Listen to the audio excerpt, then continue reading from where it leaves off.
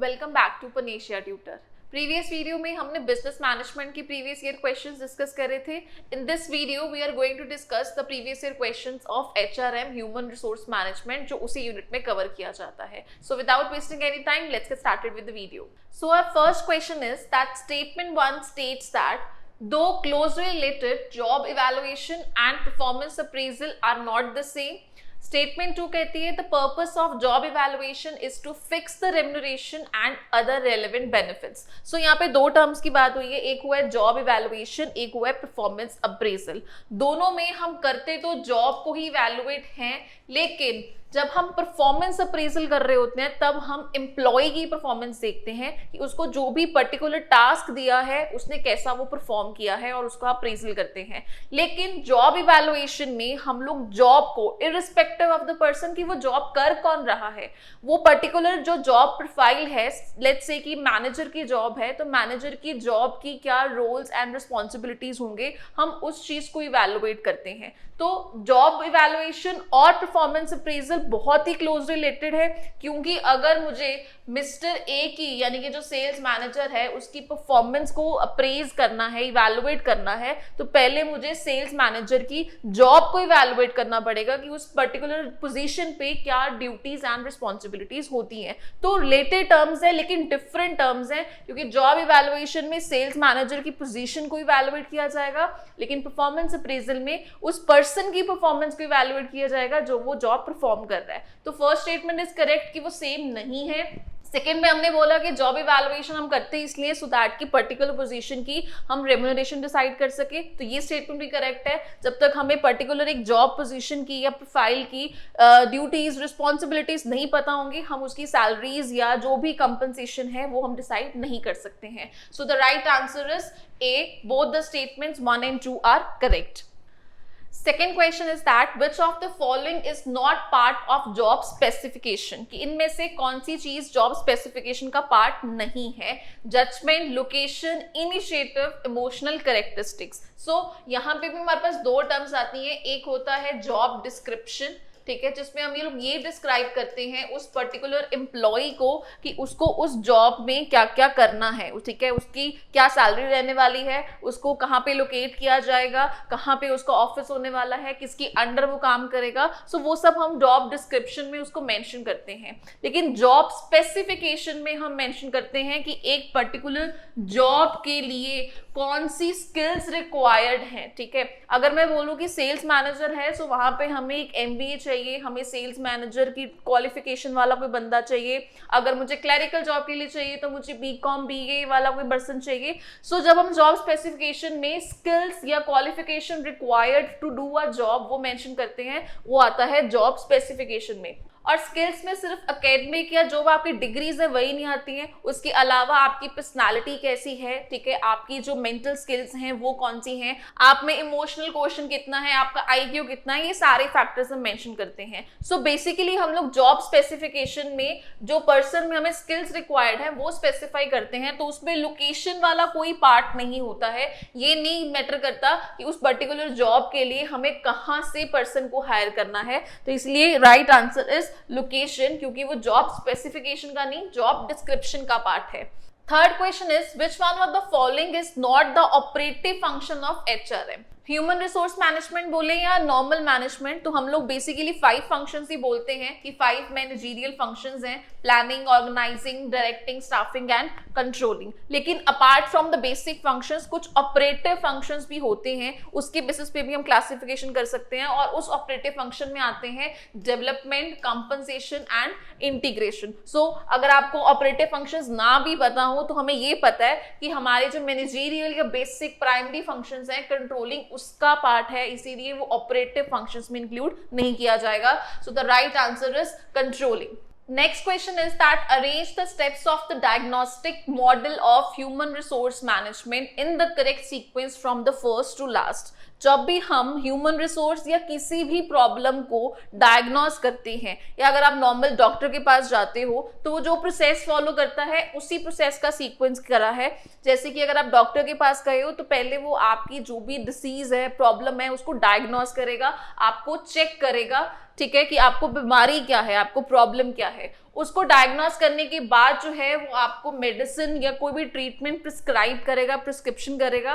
तो human resource में भी हम यही करेंगे कि पहले हम लोग प्रॉब्लम को डायग्नोस करेंगे, देन उसके लिए सोल्यूशन जो है प्रिस्क्राइब करेंगे, उसको इम्प्लीमेंट करेंगे एंड आफ्टर दैट इवैल्यूएट करेंगे कि वो चीज हमने सही से करी है या नहीं करी है, जो भी हमने प्रिस्क्रिप्शन में डिसाइड किया था।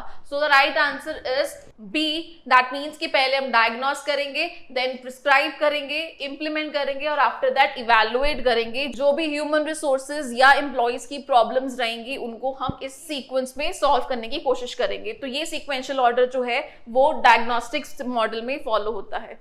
Next question is that which of the following method of training is not a part of the job training methods? तो दो तरह के ट्रेनिंग मेथड्स होते हैं। एक होते हैं ऑन द जॉब ट्रेनिंग, जहां पे आपको जॉब के साथ साथ ट्रेनिंग प्रोवाइड की जाती है, और दूसरे ऑफ द जॉब, जहां पे जॉब लोकेशन के अलावा कहीं और आपको पहले सेपरेटली ट्रेनिंग प्रोवाइड की जाती है एंड आफ्टर दैट आपका एक्चुअल जो जॉब है वो स्टार्ट होएगा। सो उन्होंने बोला कि कौन सा जो है मेथड वो of the job training method है। सो इसमें आता है हमारे पास अप्रेंटिसशिप मेथड, बिकॉज इसमें आपको जो ट्रेनिंग प्रोवाइड की जाती है वो एक्चुअल जॉब लोकेशन पे ही प्रोवाइड की जाती है। फॉर एग्जांपल मुझे इलेक्ट्रिशियन या मैकेनिकल इंजीनियर से रिलेटेड कोई जॉब करनी है, काम सीखना है, तो मैं किसी मैकेनिकल इंजीनियर के अंडर जॉब कर लूंगी या किसी इलेक्ट्रिशियन की शॉप पे जॉब कर लूंगी। तो मुझे जॉब लोकेशन पे, मतलब शॉप पे ही काम भी सीखने को मिलेगा, प्लस मुझे वहां पे सैलरी भी मिलेगी, इसीलिए वो ऑफ द जॉब ट्रेनिंग में नहीं, on the job training methods में कंसिडर किया जाता है। So the right answer is apprenticeship training, because बाकी अगर देखिए कॉन्फ्रेंस, ट्रांजिशनल, सेंसिटिव ट्रेनिंग, ये जो है सेपरेट कह लो, एक मीटिंग होती है जहां पे तुम्हारे साथ डिस्कशंस की जाती हैं कॉन्फ्रेंस मेथड में, तो वो जॉब लोकेशन पे नहीं, अपार्ट फ्रॉम जॉब लोकेशन आपको सेपरेटली क्लासेस में ये सब ट्रेनिंग प्रोवाइड की जाती है, इसीलिए वो ऑफ द जॉब में आते हैं। Next question is match the following, और उसमें जो भी टर्म्स मेंशन है वो पेपर पॉइंट ऑफ व्यू से बहुत ही ज्यादा इंपॉर्टेंट है, और कई बार बच्चे जो है वो इसमें कंफ्यूज हो जाते हैं, बिकॉज बहुत हद तक ये सिमिलर टर्म्स हैं जो जॉब से रिलेटेड हैं। सो फर्स्ट टर्म में हमने बोला है जॉब रोटेशन, जिसमें हम लोग एम्प्लॉइज की जॉब को रोटेट करते रहते हैं। कभी उसको हमने क्लैरिकल का काम दे दिया, तो कभी हमने उसको मार्केटिंग का जॉब प्रोवाइड कर दिया है। सो इस तरह से डिफरेंट एरियाज में उसको रोटेट करते रहते हैं ताकि वो हर चीज पे स्पेशलाइज्ड हो जाए। सो जॉब रोटेशन का सही ऑप्शन होगा involves movement of employees from job to job, एक जगह से दूसरी जगह पे शिफ्ट करना। सेकेंड है हमारे पास जॉब डिजाइन। तो जॉब डिजाइन मींस कि आपको प्रॉपर्ली जॉब डिजाइन करनी है, उसमें क्या क्या रोल्स, रिस्पॉन्सिबिलिटीज होंगी, क्या टास्क उस पर्टिकुलर जॉब में करने होंगे, वो सब हम उसमें डिजाइन करेंगे। तो जॉब डिजाइन का सही ऑप्शन है ए ऑप्शन, जिसमें कह रहे हैं कि it involves conscious efforts to organize task, duties और रिस्पॉन्सिबिलिटीज सो दैट कि हम एक सर्टेन ऑब्जेक्टिव जो है वो अचीव कर सके। कि अगर ऑर्गेनाइजेशन ने एक मार्केटिंग का ऑब्जेक्टिव डिसाइड किया है और उसके लिए उनको एक मार्केटिंग मैनेजर की रिक्वायरमेंट है, सो मार्केटिंग मैनेजर की क्या जॉब होगी, वो डिजाइन करना सो दैट कि हमारा वो ऑब्जेक्टिव अचीव हो जाए, वो आता है जॉब डिजाइन में।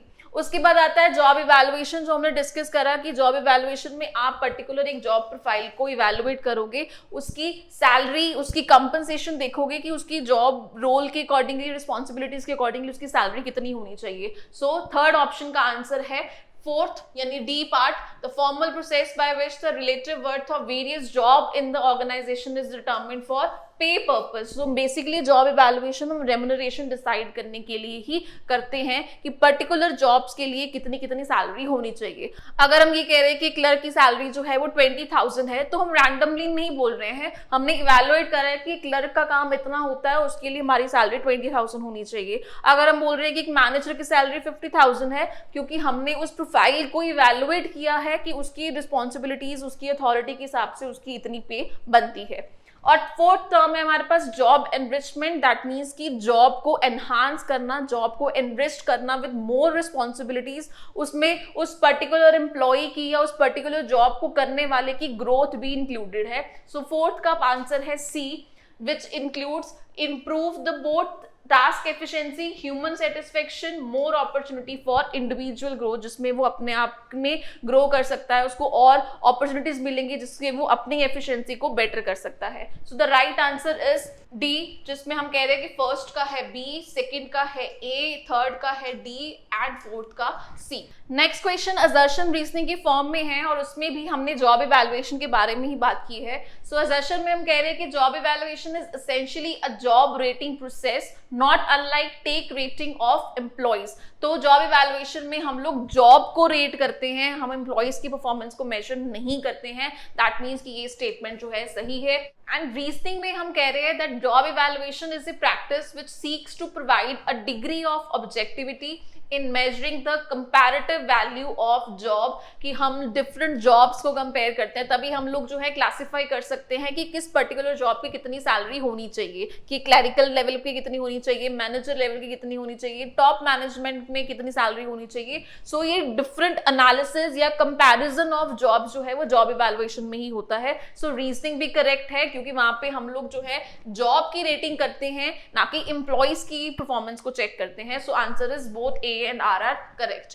Next question is that an interview in which the applicant is interviewed sequentially by several persons and each rates the applicant on a standard form. So यहाँ पे दो चीजें बोली हैं कि एक तो आप इंटरव्यू ले रहे हो सीक्वेंस में, ठीक है। सीक्वेंस में मतलब कि एक से ज्यादा इंटरव्यूअर हैं, वो एक साथ एक पैनल में बैठ के आपका इंटरव्यू नहीं लेंगे, वो डिफरेंट जो है अलग अलग लेवल्स पे आपका सीक्वेंस वाइज जो है वो आपका इंटरव्यू लेंगे, ठीक है। एक प्रॉपर प्रोसेस फॉलो होगा। दूसरा ये कि वो आपको स्टैंडर्ड फॉर्म में जज करेंगे। दैट मीन्स कि जो भी क्वेश्चंस उन्होंने पूछने हैं वो प्रॉपर स्ट्रक्चर्ड फॉर्म में होंगे, पहले से लिखे होंगे या जिस फील्ड को वो बिलोंग करते हैं। जैसे कि अगर एक मैनेजर की जॉब के लिए आप आए हो तो आपका इंटरव्यू लेने के लिए एक जो है मार्केटिंग मैनेजर बैठा है तो मार्केटिंग रिलेटेड जो क्वेश्चंस हैं वो पूछेगा, एक जो है वो फाइनेंस डिपार्टमेंट का हेड है तो वो फाइनेंस रिलेटेड क्वेश्चंस पूछेगा। सो अपने अपने फील्ड में या जो भी उन्होंने क्वेश्चंस पूछने हैं वो स्टैंडर्ड फॉर्म में लिख रखते हैं और सीक्वेंस वाइज वो आपसे इंटरव्यू करेंगे। सो इसका आंसर है स्ट्रक्चर्ड सीक्वेंशियल इंटरव्यू, जिसमें एक स्ट्रक्चर भी फॉर्म होगा, यानी कि स्ट्रक्चर्ड क्वेश्चन पेपर बनाया जाएगा, सब अपना अपना क्वेश्चन पेपर बनाएंगे और एक सीक्वेंस में आपका इंटरव्यू लेंगे। तो right answer is B, structured sequential interview. Next question है हमारे पास that put the following steps of selection process in the correct sequence. Selection process जैसे मर्जी आपको कहीं ना कहीं क्वेश्चन में नजर आ ही जाएगा और बहुत ही सिंपल प्रोसेस है, ठीक है, जो कि हमेशा हम स्टार्ट करते हैं प्रीलिमिनरी इंटरव्यू से, कि सबसे पहले जो है आप बेसिक सा इंटरव्यू लोगे ये जानने के लिए कि वो जो बेसिक रिक्वायरमेंट्स हैं हमारी जॉब के लिए, जैसे अगर हमने बोला कि ग्रेजुएट होना चाहिए, उसको उसकी मिनिमम एज इतनी होनी चाहिए, सो वो हमारी क्वालिफिकेशंस रिक्वायरमेंट्स को फुलफिल कर रहे हैं नहीं, उसके लिए हम लोग प्रीलिमिनरी इंटरव्यू लेंगे। यानी कि सबसे पहले जो है हम लोग ए स्टेप जो है वो फॉलो करेंगे। आफ्टर दैट हम लोग कंप्लीशन ऑफ एप्लीकेशन ब्लैंक। सो यहाँ पे हम ये अज्यूम कर सकते हैं कि हम लोग एप्लीकेशन ऑफ ब्लैंक फॉर्म, अगर उसने हमारा जो फर्स्ट स्टेप है, जो हमारी फर्स्ट इंट्रैक्शन हुई है वो पास कर लिया, तो उससे हम अपनी ऑर्गेनाइजेशन का एप्लीकेशन फॉर्म जो है वो फिल करवाएंगे, जिसमें जो इन्फॉर्मेशन हम चाहते हैं उससे वो हम फॉर्म उससे फिल करवाएंगे। सो ए के बाद हम लोग को फॉर्म करेंगे बी स्टेप। आफ्टर दैट जब वो हमारा ये फॉर्म फिल कर देगा और सूटेबल लगेगा हमें, तो हम उसको नेक्स्ट स्टेप के लिए, जो कि इन स्टेप्स के अकॉर्डिंगली बनता है टेस्ट, कि हम उसका टेस्ट लेंगे। टेस्ट लेने के बाद अगर वो टेस्ट भी क्लियर कर लेता है तब हम उसका कॉम्प्रिहेंसिव इंटरव्यू लेंगे, ठीक है, जो डिटेल्ड में कह लो स्ट्रक्चर्ड फॉर्म में इंटरव्यू होगा उसका जो टॉप मैनेजमेंट है उसके साथ। और अगर वो ये इंटरव्यू भी क्लियर कर लेता है तब हम उसके बाद उसका जो है रेफरेंसेस या बैकग्राउंड चेक करेंगे कि जो भी उसने इंफॉर्मेशन जो है प्रोवाइड करी है वो सही है कि नहीं। और उसके बाद जो एक फॉर्मेलिटी रह जाती है कि हम लोग फिजिकल एग्जामिनेशन, जो हर जॉब के लिए कंपलसरी नहीं है, ठीक है, बट स्टिल एक प्रोसेस का पार्ट है कि आप किसी को जॉब पे रखने से पहले जो भी फिजिकल रिक्वायरमेंट्स हैं वो फुलफिल करें, उसके लिए आप उसका फिजिकल एग्जामिनेशन टेस्ट करते हो और अगर वो भी हो जाता है देन फाइनल एम्प्लॉयमेंट डिसीजन जो है उसको ऑफर लेटर जो है वो प्रोवाइड करते हो। So the right answer is C, A B E F C D G। Next and last question is match the following, जिसमें हमारे पास जो है डिफरेंट टेस्ट है। जैसे सिलेक्शन प्रोसेस में कहा कि हमने एम्प्लॉयमेंट टेस्ट लेना है, तो डिफरेंट काइंड ऑफ टेस्ट होते हैं डिपेंडिंग अपॉन द जॉब, कि कौन सी जॉब है और उसके लिए हमें किस तरह का टेस्ट लेना है टू आइडेंटिफाई कि वो एम्प्लॉय या वो पर्सन सूटेबल है या नहीं है। सो यहाँ पे हमारे पास 4 टेस्ट हैं और 4 टेस्ट के ऑप्शंस दिए हुए हैं। सो फर्स्ट उन्होंने बोला है आइडेंटिफिकेशन ऑफ लीडरशिप पोटेंशियल, कि उसमें क्या पोटेंशियल है, वो लीडर्स क्वालिटी जो है रखता है या नहीं रखता है, वो चेक करने के लिए हम उसका पर्सनालिटी टेस्ट करेंगे। सो ए बिलोंग्स टू 4, तो यहाँ पे तीनों पे ही 4 है हमारा। सेकेंड हम कह रहे हैं finding most suitable area of working, ठीक है, उसका एरिया ऑफ इंटरेस्ट क्या है, वो किस चीज में बेटर है, वो चेक करने के लिए हम उसका वोकेशनल टेस्ट लेंगे, जिसमें हम लोग डिफरेंट कह लो कि फील्ड या सब्जेक्ट से रिलेटेड क्वेश्चंस पूछेंगे, तो उसमें से जिसका उसमें ज्यादा इंटरेस्ट होगा वो हमें पता चल जाएगा। सो बी का है यहाँ पे फर्स्ट ऑप्शन। देन थर्ड में हम कह रहे हैं discovering interest and potential for acquiring skills, कि वो कितना कैपेबल है, कितना कह लो कि पोटेंशियल है उसमें नई स्किल्स को एक्वायर करने का, ठीक है। एक होता है हमारा IQ टेस्ट, जिसमें हम लोग जो है उसकी एट प्रेजेंट क्या कैपेसिटी है, ठीक है, उसको कितनी नॉलेज है वो चेक करते हैं। एप्टीट्यूड टेस्ट में हम लोग चेक करते हैं कि उसमें कितनी पोटेंशियल है नई चीजें लर्न करने की, नई चीजें डिस्कवर करने की या जल्दी काम सीखने की, ठीक है, कितना कैपेबल इस चीज में है। सो सी में हम कह रहे हैं एप्टीट्यूड टेस्ट, और अभी की जो उसकी कैपेसिटी है लर्न करने की वो चेक करना, वो आ जाएगा हमारा इंटेलिजेंट टेस्ट में, ठीक है। So the right answer is C, जिसमें हम कह रहे हैं कि आइडेंटिफिकेशन पर्सनालिटी टेस्ट से होएगी, then finding most suitable area vocational test से, discovering interest and potential for acquiring skills aptitude test, and last is कि उसकी कैपेसिटी कितनी है वो इंटेलिजेंट टेस्ट में चेक करेंगे। अपार्ट फ्रॉम दैट और भी बहुत से टेस्ट होते हैं, स्पीड टेस्ट हो गया जिसमें हम उनकी स्पीड वगैरह चेक करते हैं, ठीक है। तो ये टेस्ट जो है हर एक सिलेक्शन प्रोसेस में कंपल्सरी नहीं होते हैं, depending upon the job profile क्या है, उसमें क्या क्या उसकी स्किल्स होने वाली हैं, तो उसके अकॉर्डिंगली हम टेस्ट और टेस्ट का जो लेवल है वो डिसाइड करते हैं। So these were the few past year questions of human resource management. If you like this video, you can hit the like button, and if there is any query, you can write it in the comment box. And if you want to avail the full courses, you can join Panacea Tutor, जहाँ पे आपको हर एक topic के paper 1, paper 2, commerce management and life science की जो हैं videos, PDF notes and MCQs जो हैं वो अवेलेबल हैं। सो आप हमें ईमेल और व्हाट्सएप के थ्रू कॉन्टैक्ट कर सकते हैं। Thank you.